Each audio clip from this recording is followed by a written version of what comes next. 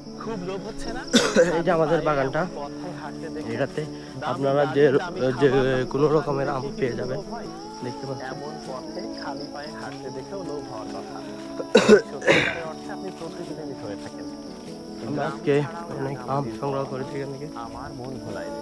সম্ভবত দেখছি যেন ওরা বিশ্বকবি রবীন্দ্রনাথ ঠাকুর এমন পথের কথা কল্পনা করে এই যে এখানে বিখ্যাত এই গানটি রচনা বাগানের কোনো করেছিলেন। শেষ নেই আমাদের। আমাদের প্রকৃতির রাজপুত্র সাগর হতে জীবনানন্দ আপনারা দাশ যে কোনো তিনি রকমের বলেছিলেন, আম পেয়ে কাস্তের যাবেন মতো আমাদের কাছ বাঁকা থেকে।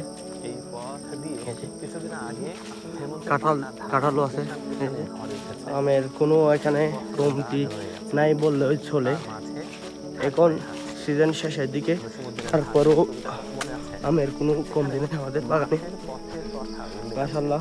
দেখুন তো, জনমানবহীন এই হ্যাঁ, মাঠের মাঝে গয়াম, অজগর সাপের মতো এগিয়ে গয়াম চলে বলে গেছে আমি আমের নাম জানিও না এরকম।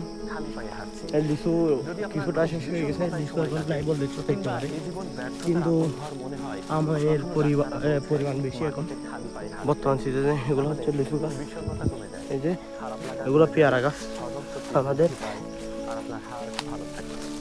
দেখুন মাটি আমাদের দেহকে সবচেয়ে ভালো চেনে। আমের এখানে কোনো বিশেষ নাই। স্থান আর এটা ম্যাজিক। হচ্ছে পেয়ারা বাগান আমাদের। আবার আমাদের পুরো দেহটাকে স্থির পেয়ারা করতে সিজনে হবে। আপনারা তাই এসে মাটিতে দেখে দেখে নিতে খালি পারবেন। পায়ে হাঁটতে হবে।